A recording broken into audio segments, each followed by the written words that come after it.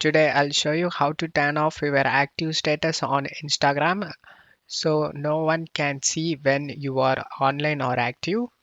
It's quick, simple, and keep your privacy protected. Let's get started. Open the Instagram app,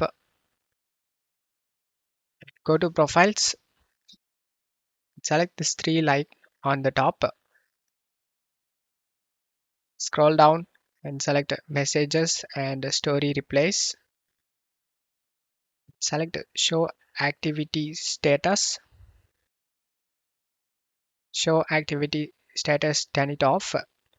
Once you turn off active status, no one will see your active now, your lost active time, your green online dot.